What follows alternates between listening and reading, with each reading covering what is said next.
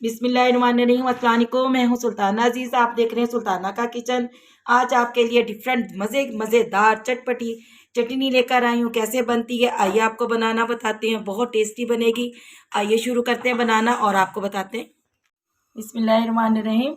आज बना रहे हैं इमली और गुड़ की चटनी। हमने इमली लिया है 200 ग्राम और 200 ग्राम हमने गुड़ लिया है। तो इसकी चटनी आज हम बना रहे हैं, बहुत मज़े की बनती है। 1 चम्मच हमने पिसी हुई मिर्च ली है रेड कलर की, 1 चम्मच हमने कॉर्नफ्लोर लिया है और हाफ चम्मच हमने काला नमक, हाफ चम्मच 2 चुटकी हमने वाइट नमक लिया है और गुड़ आपको बताया मैंने 200 ग्राम हो गया। ठीक है। इमली को मैंने अच्छी तरह भिगो दिया था, इसे 2-3 घंटे इसके मैंने तमाम गुठलियाँ निकाल कर इसको मैश कर लिया और इसे अच्छी तरह छान लिया। ठीक हो गया। अब इसको हमने अपने पैन में डालना है और आपको बताते हैं। बिस्मिल्लाहिर्रहमानिर्रहीम। ये देखिएगा पैन में हमने सारा डाल देना इमली और ये सारा हमने इसका पर निकाल कर बिल्कुल अच्छी तरह छान लिया है।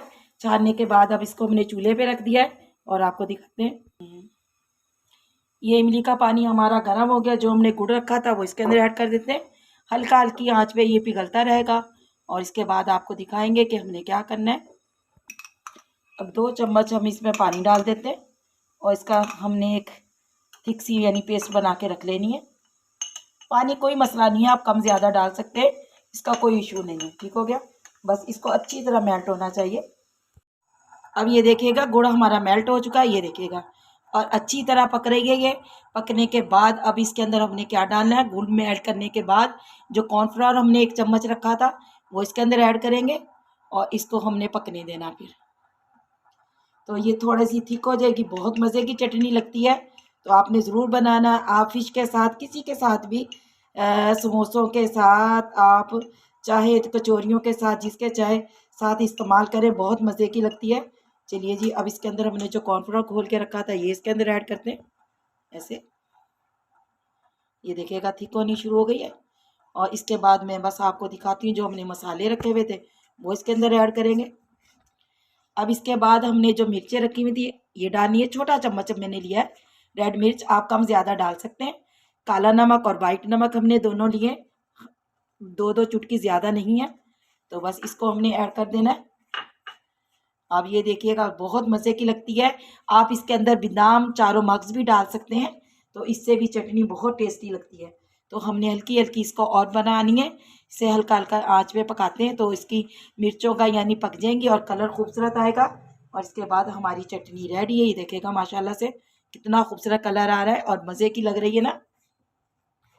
ये देखिएगा 2 से 3 मिनट हो गए पकते हुए, थिक हो चुकी है और ज़बरदस्त। ये देखिएगा माशाल्लाह से कितनी अच्छी चटनी हमारी तैयार हो गई है। ठंडी होती है तो आपको दिखाती हूँ मैं डालकर। बिस्मिल्लाहिर्रहमानिर्रहीम। ये देखिएगा चटनी हमारी खट्टी मीठी रेडी हो चुकी, ज़बरदस्त चटनी बनी है। आपको थोड़ी सी मैं अपनी प्लेट पे भी निकाल कर दिखाती हूँ ताकि आपको पता चले कितनी थिक और कितनी मज़े की। ये देखिएगा आप किसी भी चीज़ के साथ खा सकते हैं, कबाब के साथ भी और फिश के साथ तो बहुत मज़े की लगती है। ऐसी चटनी ज़रूर बनाइएगा मेरे स्टाइल से, मेरे अंदाज से। आप यकीन करें, याद करेंगे कि चटनी आपने कोई खाई है और खट्टी मीठी चटनी है, ना ज़्यादा मिर्चें हैं, बहुत टेस्टी बनी है।